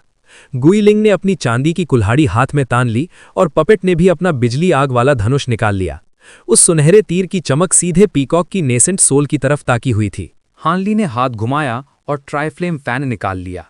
जैसे ही उसने पंखा हल्का सा हिलाया, उसके ऊपर बने जादुई अक्षर चमकने लगे और 3 रंगों की आग से एक फीनिक्स पक्षी की तेज आवाज गूंजी। जब ग्रैंड इमॉर्टल ज़्यू ने उस पंखे की चमक देखी तो उसका चेहरा एकदम सफ़ेद पड़ गया और उसने अपना मुंह कस के बंद कर लिया। हानली की आंखों में तलवार जैसी धार वाली चमक आई और वो दहाड़ा, 1। जब उसने देखा कि हानली सच में हमला करने वाला है तो ग्रैंड इमॉर्टल ज़्यू ने दांत भींचते हुए चीख कर बोला, ठीक है, मुझे मंजूर है। ये सुनते ही हानली ने सिर हिलाया और एक हाथ से अजीब सी मुद्रा बनाकर पुराने मंत्र पढ़ने लगा। थोड़ी ही देर में हानली का चेहरा थोड़ा पीला पड़ा और उसके माथे से एक सफ़ेद रोशनी का गोला निकलकर ग्रैंड इमॉर्टल ज़्यू की नेसेंट सोल की तरफ बढ़ा। हानली ने दूसरे हाथ में अब भी ट्राइफ्लेम फैन थाम रखा था। साफ था कि वो भागने का कोई भी मौका नहीं देने वाला। सफ़ेद गोले के ऊपर धुंध की एक परत थी जिसके अंदर सतरंगी रोशनी चमक रही थी। ये बिल्कुल वैसा ही था जैसा पुराने ज़माने की कहानियों में सोल बर्न माइन के बारे में बताया गया था। जब वो गोला उसके पास पहुंचा तो ग्रैंड इमॉर्टल ज़्यू ने अपनी सतरंगी सुरक्षा कवच से उसे रोकने की कोशिश की, पर हान ली की घूरती आंखों को देख उसकी हिम्मत जवाब दे गई और उसने चुपचाप उस गोले को अपने अंदर जाने दिया। पलक झपकते ही वो गोला उसकी नेसेंट सोल में समा गया। उसने फौरन अपनी स्पिरिचुअल सेंस से अपनी आत्मा की जांच की, पर उसे वहां कुछ भी अजीब नहीं मिला, जैसे वहां कुछ हो ही ना। ये देखकर वो और भी ज्यादा डर गया, क्योंकि जिस चीज को ढूंढा ना जा सके उसे निकालना नामुमकिन है। हान ली ने उसकी जांच के बीच में ही टोकते हुए कहा, दोस्त, इसे जबरदस्ती निकालने की सोचना भी मत। ये जादू की ताकत से नहीं निकलेगा। जब तक तुम अपनी बात पर कायम रहोगे मैं इसे चालू नहीं करूंगा। ग्रैंड इमॉर्टल ज़्यू का चेहरा उतर गया। फिर हान ली की नज़र बेहोश पड़ी लिन यिनपिंग पर पड़ी। थोड़ा सोचने के बाद उसने अपना सिर झटका और एक गोला उसके अंदर भी डाल दिया। ग्रैंड इमॉर्टल ज़्यू ने कड़वाहट भरे लहजे में पूछा, जब तुमने हमें मारा नहीं और ये पाबंदी लगा दी है तो क्या तुम हमसे कोई गुलामी करवाना चाहते हो? हान ली ने बेरुखी से कहा, गुलामी? बेफिक्र रहो, बस यहाँ चुपचाप मेरा साथ दो। यहाँ से बाहर निकलते ही हम अपने अपने रास्ते चले जाएंगे। तुम लोग अपने मंदिर में रहना और मैं अपने हेवनली साउथ के एकांत में। रही बात इन बमों की, तो ये कुछ 100 सालों में अपने आप खत्म हो जाएंगे। ग्रैंड इमॉर्टल ज़्यू हक्का बक्का रह गया और बुदबुदाया, बस कुछ 100 साल? हान ली ने आसमान की तरफ देखते हुए कहा, बहुत वक्त बर्बाद हो गया, अब चलो। उसने अपनी आस्तीन लहराई और एक नीली धुंध लिन यिनपिंग पर छोड़ दी। थोड़ी देर में उसकी आंखें खुली। जैसे ही उसने हान ली को अपने सामने देखा, वो बिजली की फुर्ती से पीछे हटी और अपनी चांदी की तलवार बाहर निकाल ली। ग्रैंड इमॉर्टल ज़्यू ने चिल्लाकर कहा, फेरी लिन, कोई बेवकूफ़ी मत करना। फिर उसने आवाज़ के जरिए उसे सारी कहानी समझाई। हान ली चुपचाप हाथ पीछे बांधकर सब देख रहा था। गुइलिंग वापस उसके पास आ गई और वो पपेट फिर से ओझल हो गया। जब लिन यिनपिंग को समझ आया कि उसके साथ क्या हुआ है तो उसका रंग उड़ गया और उसकी आंखों में साफ मौत का खौफ दिखने लगा। हान ली कुछ बोलने ही वाला था कि तभी एक जबरदस्त धमाका हुआ और पूरी जगह हिल गई। एक विशाल तलवार की रोशनी ने उस बंद जगह की दीवार में 3 मीटर चौड़ा छेद कर दिया। 2 लोग उस छेद से अंदर आए और हान ली के पास आकर रुके। एक ने साधु के कपड़े पहने थे और दूसरा विद्वान लग रहा था। लिन यिनपिंग ने काले कपड़े वाले विद्वान को देख राहत की सांस ली और बोली, डाउस्ट 7 वंडर्स। उस काले कपड़े वाले शख्स की नाक हुक जैसी थी और चेहरा बड़ा सख्त था। उसने हैरानी से पूछा, अरे फेरी लिन, तुम यहां कैसे? ये शख्स हेवनली डेविल सेक्ट का 7 वंडर्स था। उसके बगल में सफेद बालों और लाल चेहरे वाला बूढ़ा साधु हाई जेनेथ सेक्ट का मास्टर सेबल था। उसने पहले तो फेरी लिन को देखकर मुस्कुरान दी, फिर दूसरों को देख उसकी आंखें फटी की फटी रह गईं। उसकी मुस्कुरान गायब हो गई और उसने उलझन में पूछा, फेरी लिन, ये दोनों कल्टीवेटर्स कौन हैं? यहाँ फेलो डाविस्ट ज़्यू का पीकॉक तो खड़ा है, पर वो खुद कहीं नजर नहीं आ रहा। मास्टर सेबल का सवाल सुनकर लिन यिनपिंग की सिट्टी पिट्टी गुम हो गई। उसने एक बार कीन स्पिरिट पीकॉक को देखा और फिर हान ली को। उसके चेहरे पर हिचकिचाहट साफ झलक रही थी। तभी मोर के सिर के ऊपर सफेद रोशनी कौंधी और हवा में ग्रैंड इमॉर्टल क्षू का चेहरा उभर आया। डाओइस्ट 7 वंडर्स और मास्टर सेबल तो हक्के बक्के रह गए। ग्रैंड इमॉर्टल क्षू ने फीकी मुस्कान के साथ हार मानते हुए बोला, अब मुझे और कहाँ ढूंढोगे? मेरा शरीर तो मिट्टी में मिल चुका है। अब मेरी नेसेंट सोल इस पक्षी के अंदर डेरा डाल के बैठी है। ये सुनते ही मास्टर सेबल के चेहरे की हवाइयां उड़ गईं और वो पीला पड़ गया। उसने घबराते हुए पूछा, अरे ये क्या अनर्थ हो गया? तुम तो लेट स्टेज कल्टीवेटर थे। कहीं उस एंशिएंट डेविल एंसेस्टर ने कैद से भागकर तो ये हाल नहीं किया? ग्रैंड इमॉर्टल क्षू का चेहरा लटक गया। उसने गंभीर होते हुए बोला, लगता है तुम्हें उस राक्षस के बारे में पहले से पता था। मास्टर सेबल ने खिसियानी हंसी हंसते हुए उसे तसल्ली दी। कल्टीवेटर क्षू, बात का बतंगड़ मत बनाओ। मुझे तो अभी हाल ही में पता चला जब मेरे मास्टर ने यहाँ के बारे में जानकारी भेजी। मामला बहुत संगीन था, इसीलिए सोचा तुमसे कुछ अंदर की बात पता चल जाए। ग्रैंड इमॉर्टल क्षु को उसकी बातों पर शक तो बहुत था, पर अब नेसेंट सोल बनकर वो कर भी क्या सकता था। उसने ठंडी आह भरी और बोला, वो राक्षस तो आज़ाद हो ही गया है, पर मेरा शरीर उसने नहीं उजाड़ा। हमें तो मिरियड डीमन वैली के उस सड़े हुए एंशिएंट कॉप्स क्षूंग ने धोखे से लपेटे में ले लिया। मास्टर सेबल ने अपनी आंखें मटकाते हुए हैरानी जताई। Myriad demon valley? ये तो नामुमकिन है। मैं खुद पहाड़ के दरवाजे पर पहरा दे रहा था। वो पुराना मुर्दा क्षूंग अंदर कैसे घुस गया? पक्का वो हमसे पहले ही कुंडली मार के बैठा होगा। ग्रैंड इमॉर्टल क्षू ने कलेजे पर पत्थर रखकर बोला, बात तो तुम्हारी 16 आने सच है। वो ना सिर्फ हमसे पहले घुसा, बल्कि उसने कोई ऐसी वैसी टेक्निक इस्तेमाल की जिससे उसकी लाश जैसी सड़न छिप गई और वो एक भद्र इंसान का रूप धर के घूमता रहा। बेचारे को उस खून चूसने वाली तलवार का घाव रह रहकर याद आ रहा था। डाओइस्ट 7 वंडर्स ने माथे पर बल डालते हुए अपनी राय दी। अगर उस मुर्दे क्षुंग ने घात लगाकर हमला किया है तो फिर तुम्हारा ये हाल होना कोई बड़ी बात नहीं। सुना है मेरी डीमन वैली के पास एक अजीब खजाना है जिसे फॉर्म एन्चांटमेंट पर्ल कहते हैं। कहते हैं इसे निगलने के बाद बंदा ना सिर्फ अपना हुलिया बदल सकता है बल्कि अपनी राक्षसी और मुर्दा सड़न भी पूरी तरह गायब कर सकता है। ऐरे गहरे कल्टीवेटर्स तो क्या, मुझे शक है कि मेरा क्लियर साउंड मिरर भी उसका पर्दाफाश नहीं कर पाता। मास्टर सेबल के दिमाग की बत्ती जली और वो चहकते हुए बोला, अब याद आया, सुना है कि उस मोती को हजम करने के बाद बंदे की जादुई ताकत बहुत कम हो जाती है ताकि उसका असर बना रहे। जब उस क्षुंग ने तुम पर हमला किया होगा तब तो वो अपने असली डरावने रूप में आ ही गया होगा। इमॉर्टल क्षु ने नफरत भरी नजरों से देखते हुए बोला, तुम सही कह रहे हो, हमला करते वक्त वो अपने उसी घिनौने रूप में था। 7 वंडर्स ने उस मोर को गौर से देखा और मुस्कुराते हुए बोला, चलो कम से कम तुम्हारी नेसेंट सोल तो उस मुर्दे के चंगुल से बच निकली, ये भी बड़े नसीब की बात है। और अच्छी बात यह है कि तुमने अभी किसी और के शरीर पर पूरी तरह कब्जा नहीं किया है। बस कोई बढ़िया सा शरीर ढूंढ लो, 100 साल की शांति वाली मेहनत के बाद तुम्हारी कल्टीवेशन फिर से पहले जैसी चमक जाएगी। इमॉर्टल क्षु ने दुखी मन से बोला, 7 वंडर्स भाई, तुम बड़े पारखी हो। हालांकि अभी तो मैं इस मोर के सहारे टिका हूं, पर जितनी जल्दी हो सके मुझे कोई ढंग का शरीर ढूंढना ही पड़ेगा। 7 वंडर्स ने और कुछ नहीं कहा और अपनी तिरछी नजरों से गुईलिंग को ताकने लगा। 7 वंडर्स ने बड़े कौतूहल के साथ पूछा, ये 7 वाली कल्टीवेटर कुछ अनजानी सी लग रही है, क्या नाम है तुम्हारा? पास ही खड़ा मास्टर सेबल भी उस सींग वाली औरत को ऐसे देख रहा था जैसे उसकी खाल उधेड़ देगा। आखिरकार गुईलिंग कोई मामूली हस्ती नहीं थी, वो एक 10 लेवल की राक्षस थी और इन 2 धुरंधर दिग्गजों के सामने अपनी असलियत छिपाना उसके बस की बात नहीं थी। गुईलिंग के चेहरे पर तो कोई शिकन नहीं आई, पर हान ली ने मुस्कुराते हुए बात संभाली, ये कल्टीवेटर गुईलिंग है और मैं हूं हान ली। हम तो एक गलती से चालू हुई टेलीपोर्टेशन फॉर्मेशन के चक्कर में यहां इस पहाड़ पर पटक दिए गए हैं। मास्टर सेबल को बड़ा अचंभा हुआ कि हान ली उस सींग वाली औरत की तरफ से वकालत कर रहा है। उसने हान ली को अब ज्यादा तवज्जो देनी शुरू कर दी।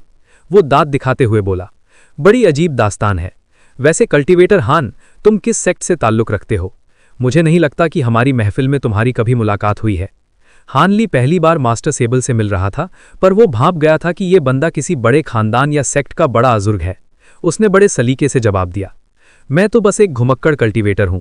आपने मेरा नाम नहीं सुना, इसमें कोई ताज्जुब नहीं है, पर आप यहां टेवनी डेविल सेक्ट के डाओविस्ट 7 वंडर्स के साथ आए हैं तो मामला वाकई बड़ा होगा। अगर बुरा न माने तो एक बात पूछूं, आप लोग इस 9वीं मंजिल पर कैसे पहुंचे? वहां की टेलीपोर्टेशन फॉर्मेशन तो काम ही नहीं कर रही थी। मास्टर सेबल ने बड़े टशन में जवाब दिया, अरे मैं भी कैसा भुलक्कड़ हूं, अपना परिचय देना ही भूल गया। मैं हाई जेनिथ सेक्ट का मास्टर सेबल हूं। जहां तक यहां पहुंचने की बात है तो हमने अपने सेक्ट का वर्ल्ड ब्रेकर टैलिस्मान इस्तेमाल किया और सीधे 8वीं मंजिल की दीवारें फांदकर अंदर घुस आए। हानली ने शक भरी निगाहों से पूछा, वर्ल्ड ब्रेकर टैलिस्मैन, क्या वाकई वो इतनी मजबूत दीवारों को तोड़ सकता है? मास्टर सेबल ने मूंछों पर ताव देते हुए बोला, सिर्फ उस कागज के टुकड़े से नहीं, बल्कि एक खास गुप्त टेक्निक और हमारी हेवन बाउंड सोर्ड के मेल से ये मुमकिन हुआ। पर मुझे अंदाजा नहीं था कि घुसते ही हम इस बंद कोठरी जैसे इलाके में फंस जाएंगे। ये कहते हुए उसने चारों तरफ देखा और अपनी जीभ थपथपाई। लिन यिनपिंग ने श्रद्धा के साथ आह भरी, मैंने हाई जेनिथ सेक्ट के उस टैलिस्मैन और तलवार की धाक के चर्चे बहुत सुने हैं। जिसे करने में हमारे पसीने छूट गए, उसे आप दोनों ने खेल खेल में कर दिया। तभी तो आपके सेक्ट को ग्रेट जिन के सबसे बड़े धुरंधरों में गिना जाता है।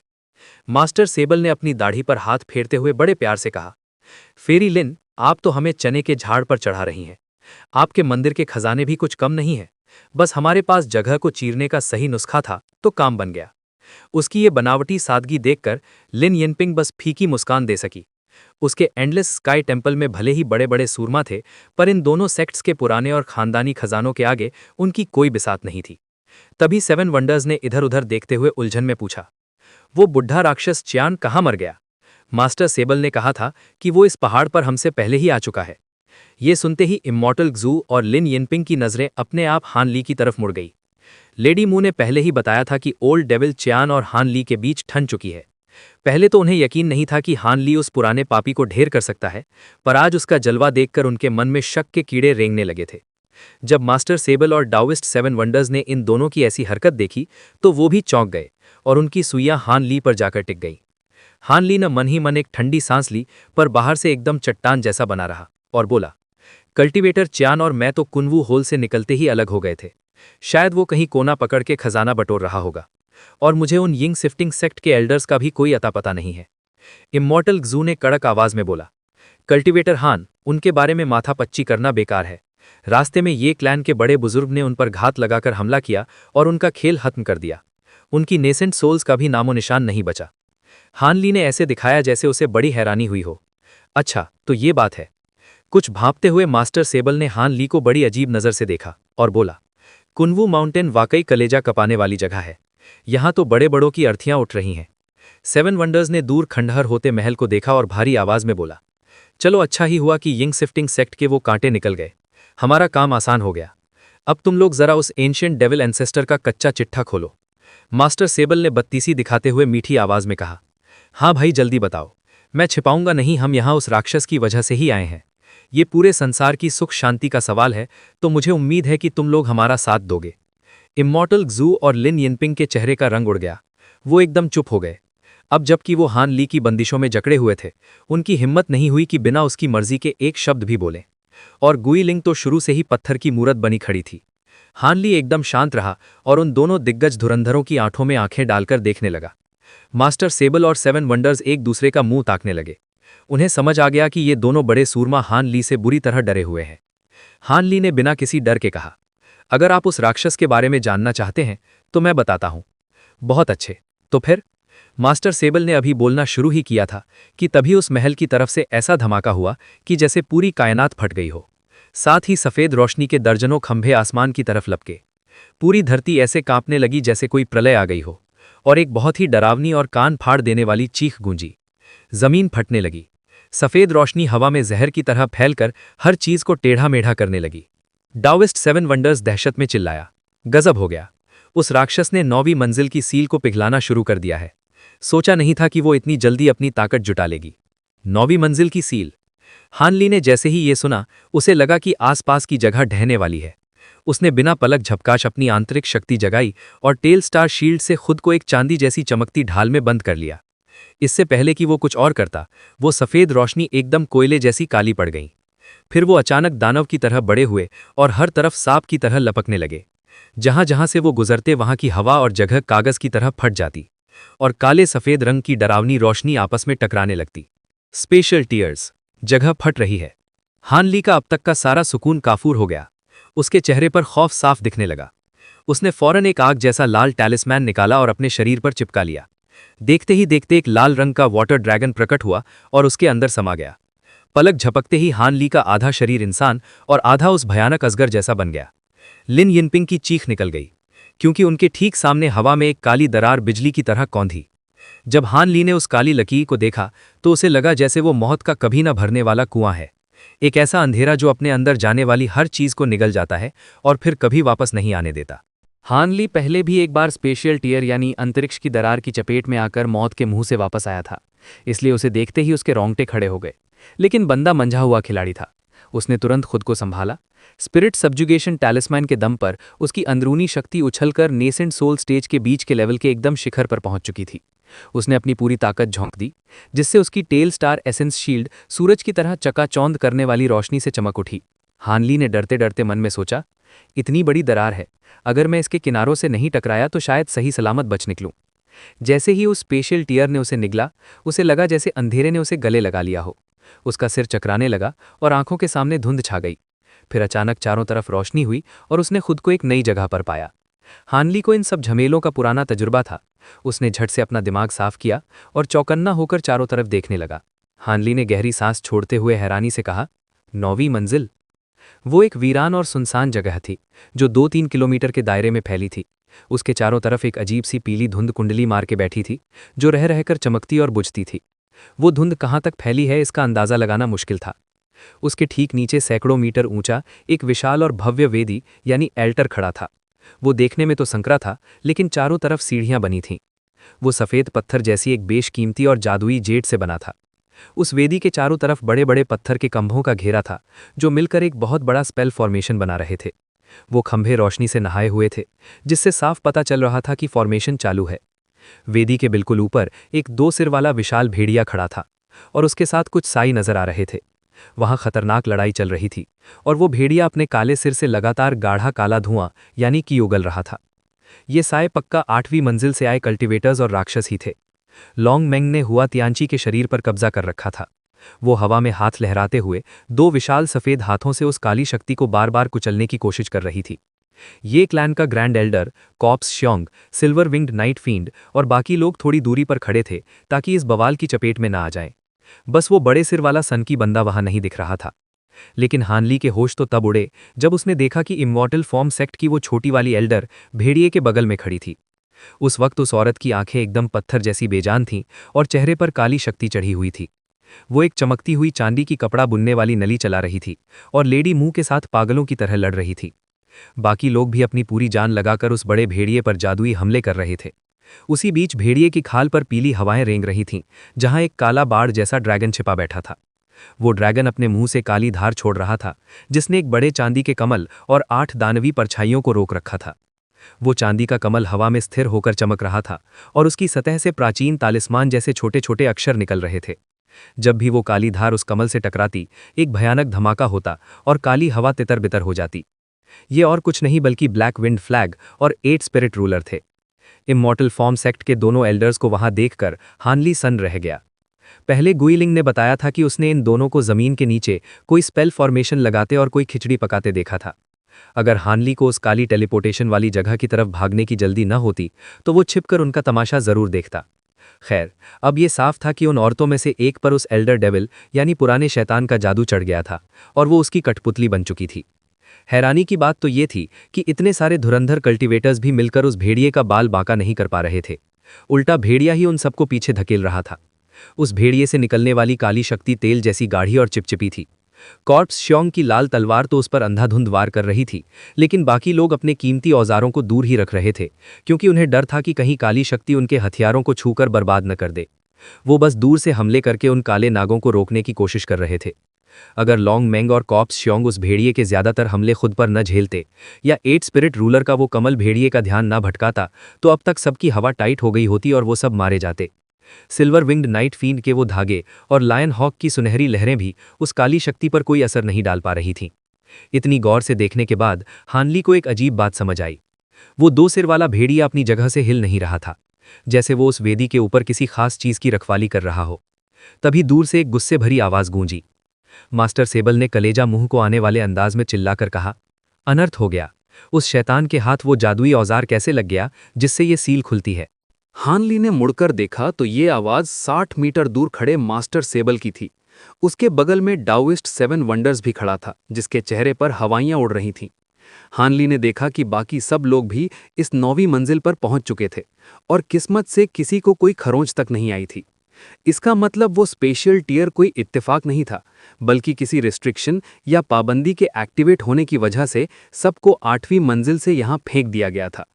लेकिन लिन यिनपिंग का चेहरा डर के मारे सफेद पड़ गया था। इस अचानक हुए हमले ने उसकी सिट्टी पिट्टी गुम कर दी थी। हानली ने मास्टर सेबल और 7 वंडर्स की नजरों का पीछा किया और वेदी की तरफ देखा। वहां देखते ही हानली के मुंह से चीख निकल गई। वेदी के पीछे 10 मीटर ऊंचे 2 पत्थर के खंभे थे, जो देखने में बहुत साधारण थे। उन्हें देखते ही हानली को याद आया कि ये तो फ्लेक्साइल स्पिरिट जेड है।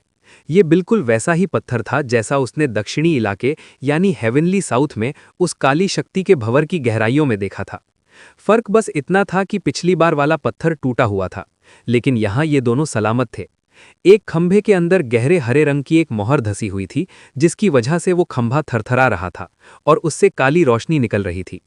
हानली की धड़कनें तेज हो गईं जब उसने गौर किया कि उस खंभे की रोशनी वेदी के चारों तरफ वाले स्पेल फॉर्मेशन से जुड़ रही है। साफ था कि वो खंभा ही इस पूरे जाल की जान है। जब लेडी मू ने बाकी लोगों को आते देखा तो उसने राहत की सांस ली और चिल्लाई, मास्टर सेबल, भाई 7 वंडर्स, तुम लोग एकदम सही मौके पर आए हो। ये शैतान वेदी का इस्तेमाल करके सील तोड़ रहा है। पता नहीं इसके नीचे क्या दबा है, लेकिन जो भी होगा तबाही ही लाएगा। डाओइस्ट 7 वंडर्स ने चेहरा सिकोड़कर और अपनी आस्तीन झटकते हुए बोला, हम फिर मिल गए। साथी सेबल, जल्दी हाथ चलाओ वरना हम सब की घीघी बन जाएगी। अचानक उसकी आस्तीन से 7 अलग अलग रंगों की रोशनी निकली और 7 कीमती हथियार उस भेड़िए की तरफ काल बनकर लपके। ये वही हथियार थे जिनकी वजह से उसका नाम 7 वंडर्स पड़ा था।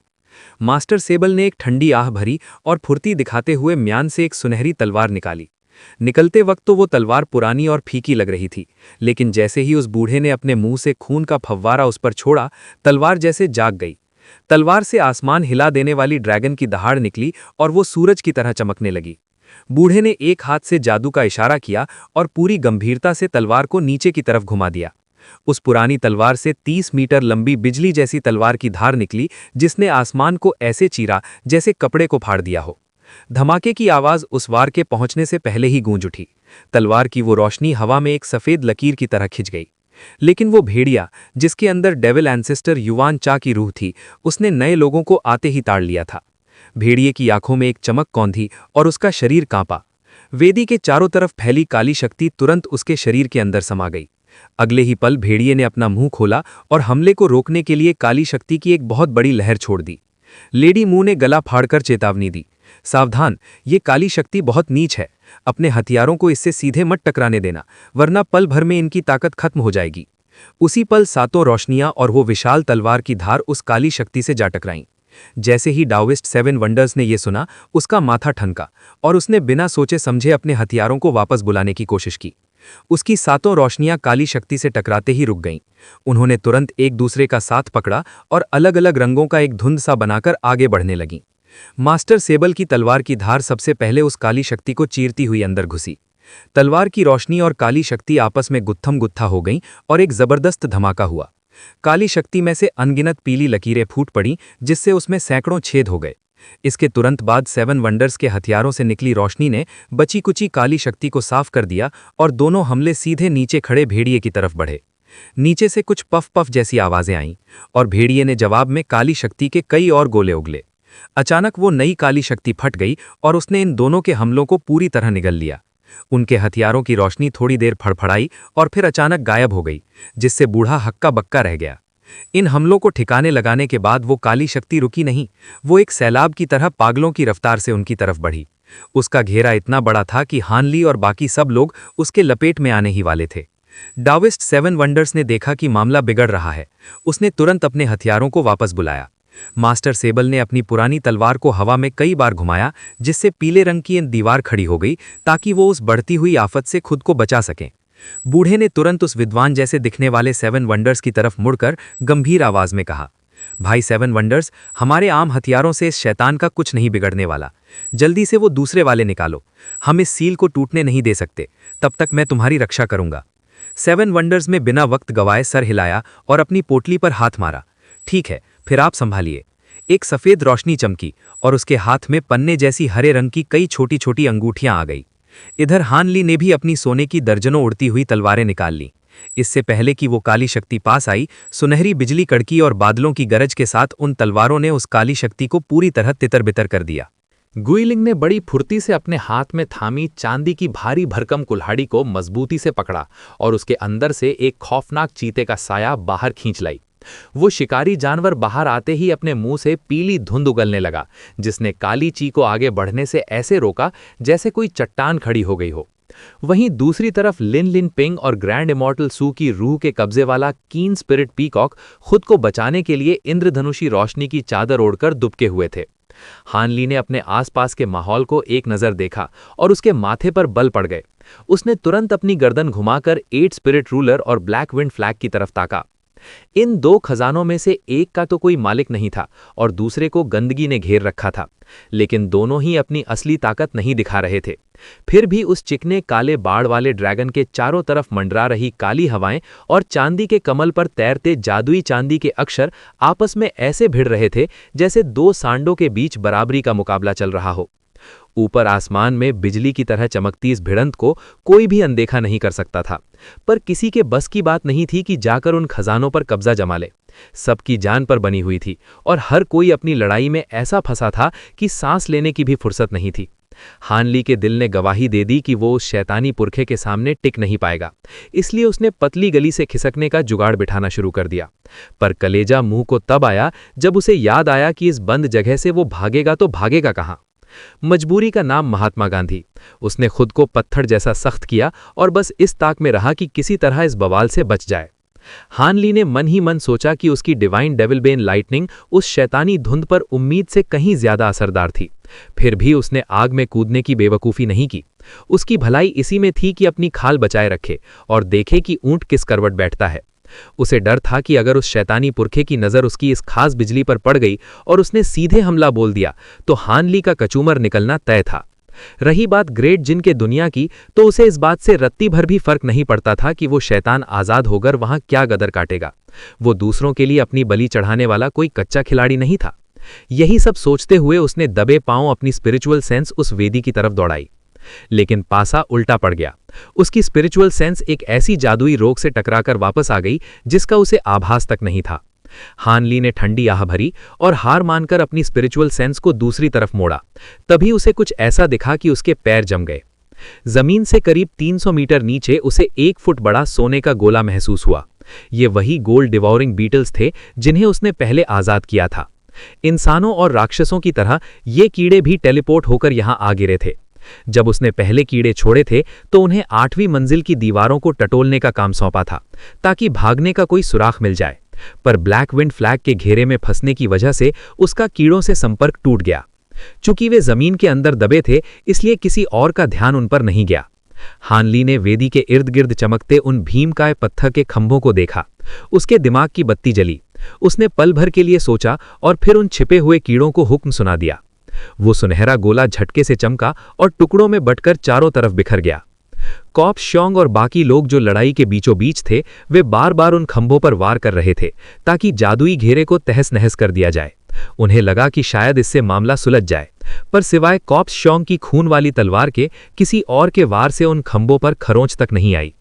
लॉन्ग मैंग ने जो सफेद हाथ बुलाए थे उनसे तो बस खंभे थोड़ा हिलकर रह गए।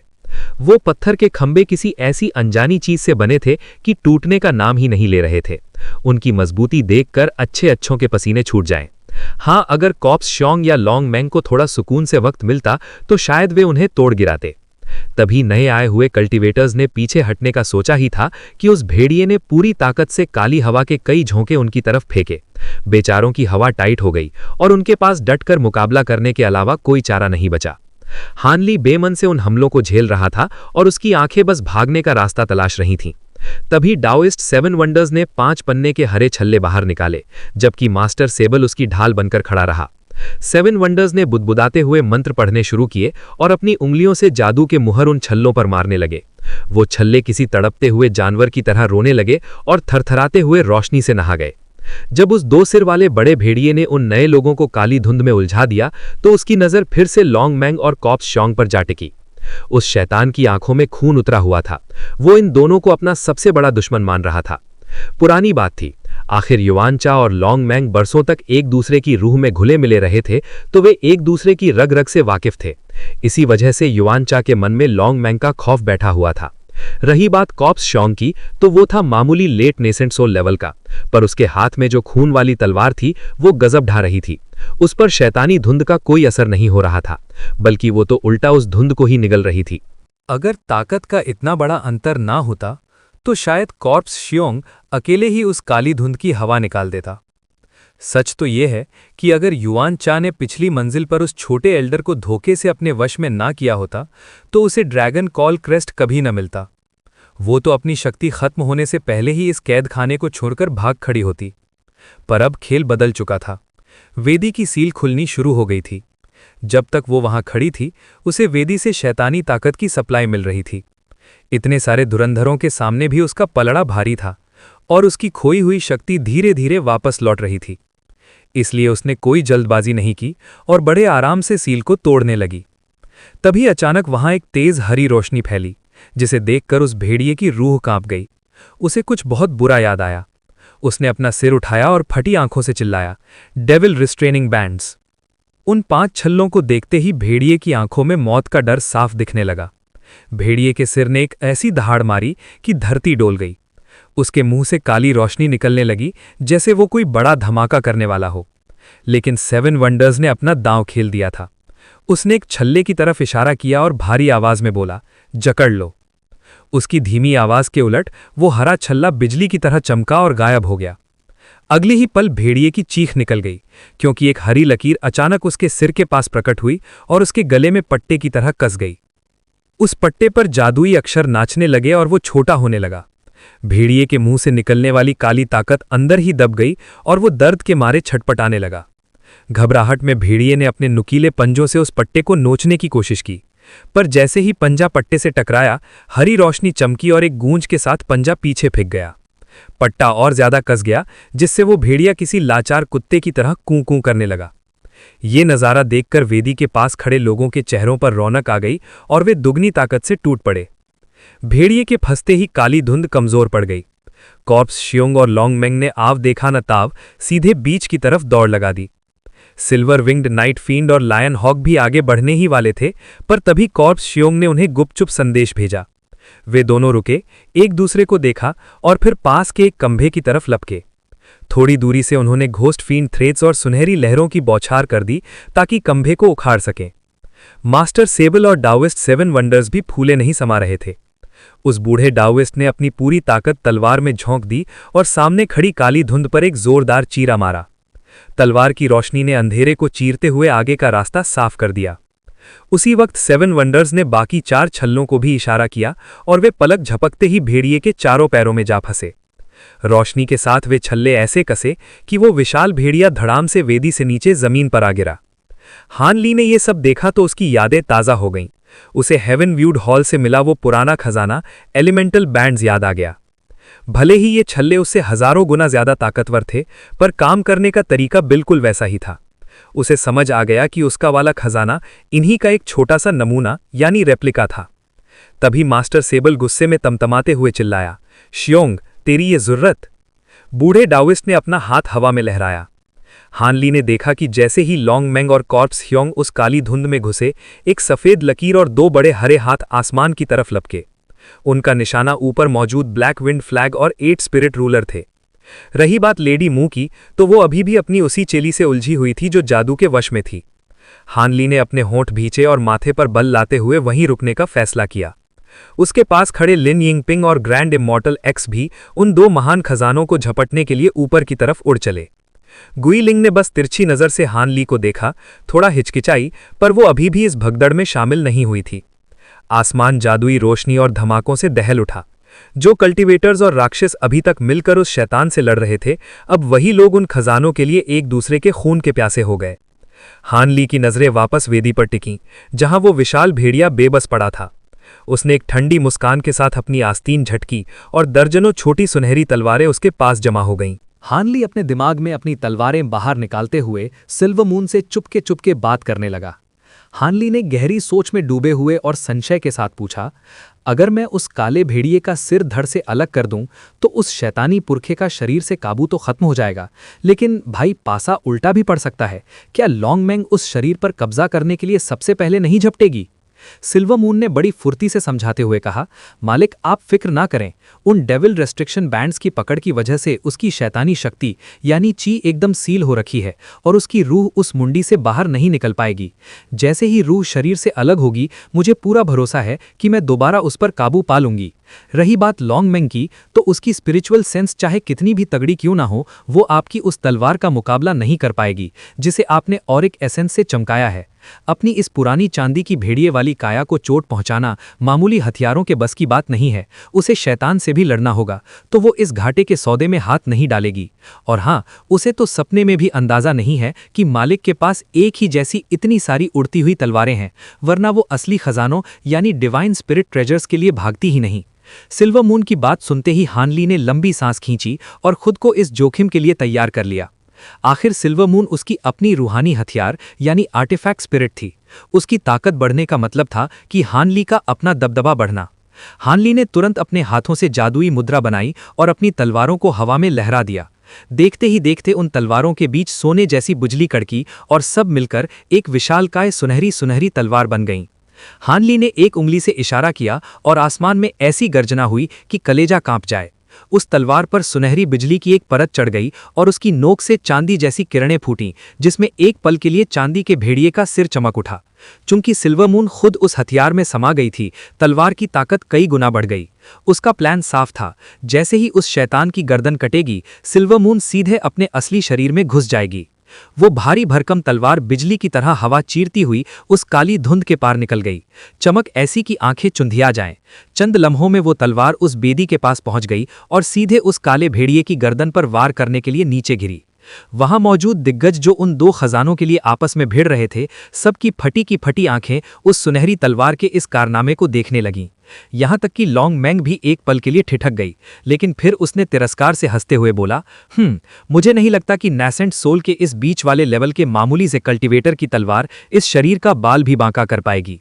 लेकिन बाकी सबकी तो सिट्टी पिट्टी गुम हो गई जब उन्होंने देखा कि आगे क्या हुआ। जैसे ही वो विशाल तलवार पूरी ताकत से उस काली गर्दन पर गिरने वाली थी, भेड़िए ने अचानक ऐसी फुर्ती दिखाई कि उछलकर वार को चकमा दे दिया। हानली और उसके साथी हक्के बक्के रह गए, उनकी सांसें अटक गईं। मास्टर सेबल ने कांपती आवाज में चीखते हुए बोला, अरे बाप रे, ये तो ढोंग था। इन डेविल रेस्ट्रिक्शन बैंड्स ने तो उसे जकड़ा ही नहीं था। डाविस्ट 7 वंडर्स का चेहरा भी डर के बारे सफेद पड़ गया, पर वो हार मानने वालों में से नहीं था। उसने तुरंत हाथ चलाए और मंत्र पढ़ने लगा ताकि उन बेड़ियों को फिर से कस ले। वो 5 कंगन फिर से चमके और भेड़िए के शरीर को भींचने लगे, लेकिन उस कमबख्त भेड़िए ने तो कुटिलता से दांत दिखाते हुए एक डरावनी मुस्कान दी और मजे से उछलकर फिर से बेदी पर जा बैठा। तभी उस भेड़िए के बीचों बीच से एक स्याह काला उजाला फूटा, जिसने उसे पूरी तरह से अपनी लपेट में ले लिया और फिर गायब हो गया।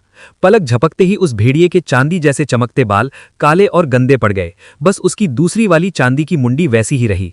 लॉन्ग मैंग ने बदहवास होकर और हैरानी से कहा, ये डेविल फॉर्म बॉडी, इसने अपनी काया पलट का काम इतनी जल्दी कब पूरा कर लिया?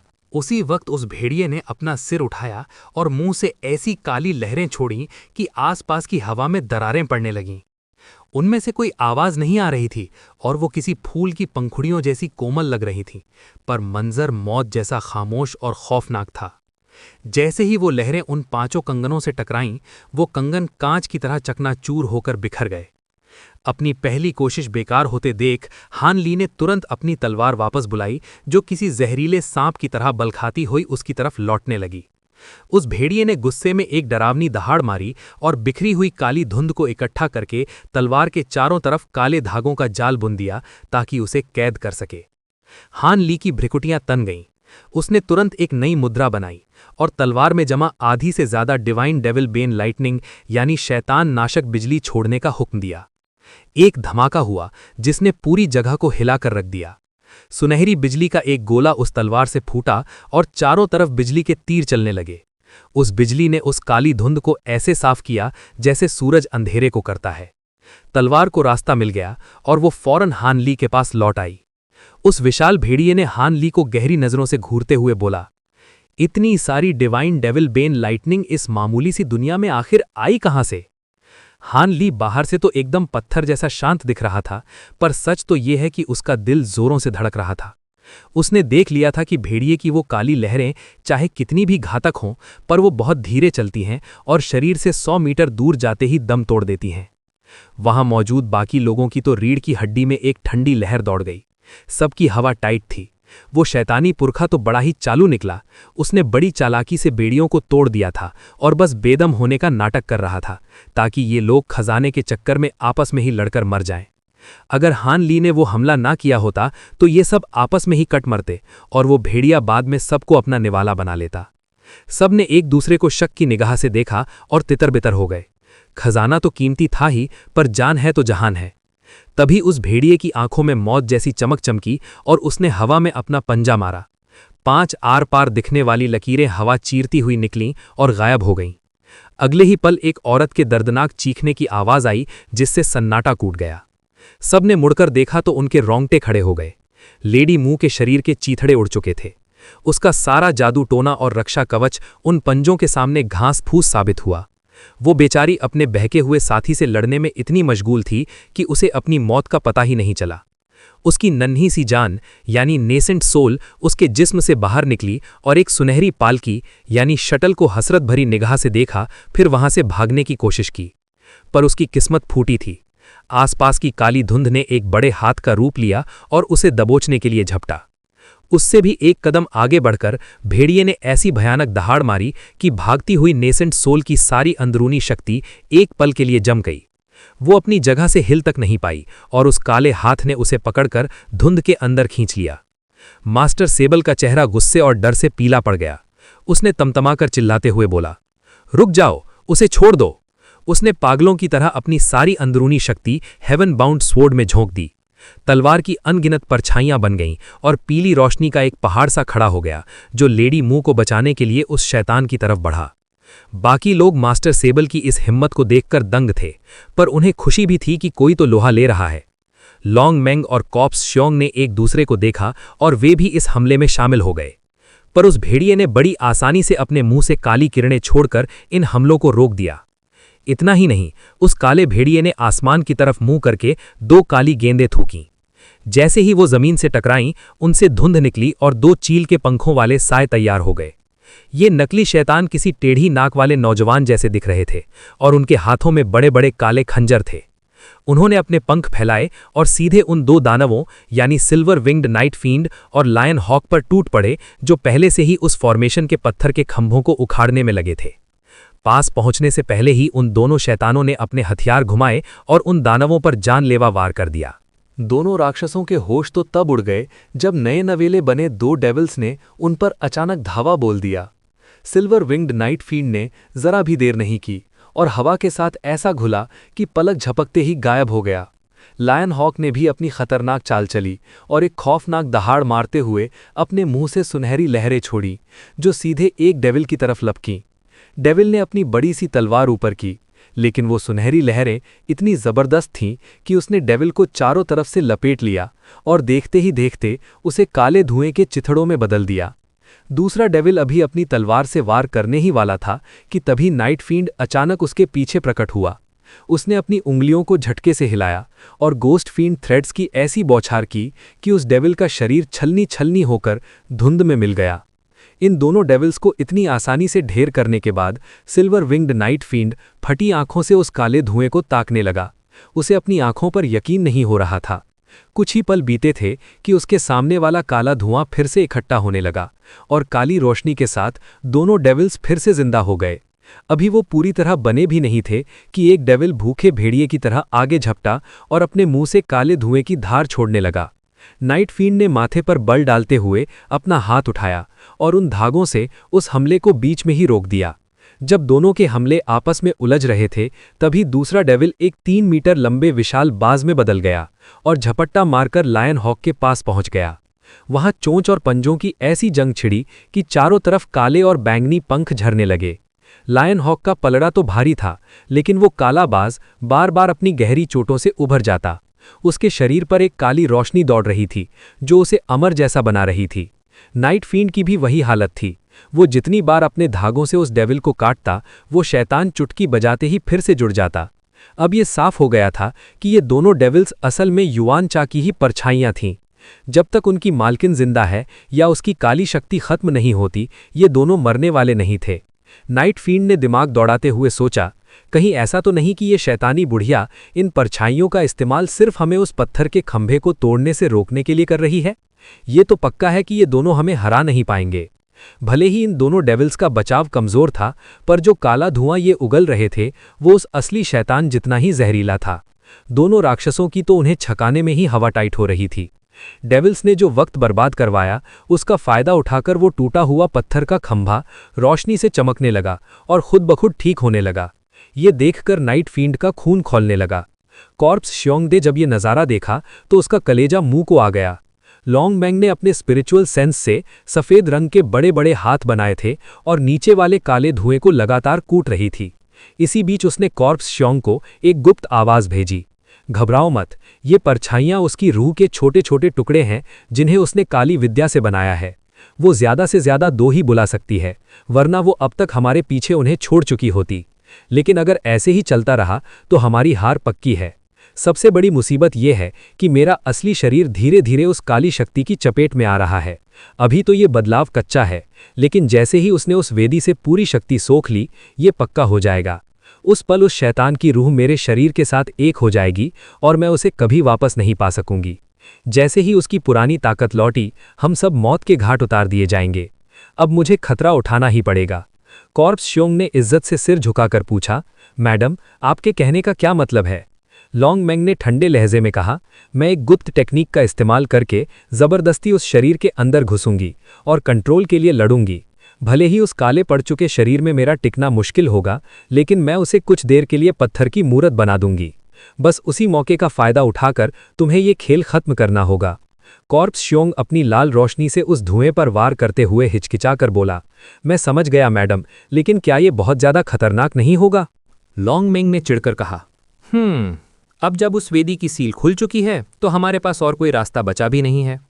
कॉर्प्स श्योंग के मन में शंका जागी और उसने पूछा, आखिर उस वेदी में ऐसा क्या दबा है? आप उससे इतना क्यों डर रही हैं? क्या ये वो ताकतवर शैतानी हथियार हैं जो पुराने जमाने में यहां छोड़ दिए गए थे? लॉन्ग मेंग ने बात काटते हुए कहा, काश सिर्फ वही होते। अगर उस शैतान को सिर्फ हथियारों से ताकत मिलती तो हम यहाँ से रफू चक्कर हो जाते और बाद में दूसरों को बुलाकर उसे ठिकाने लगा देते। चूंकि मैं पहले उस शैतान के साथ जुड़ चुकी हूँ, मुझे अंदाजा है कि उस वेदी के नीचे क्या दबा है। वहाँ पक्का परफेक्ट डेविल ची है जो एल्डर डेविल रेल्म से यहाँ लाई गई थी।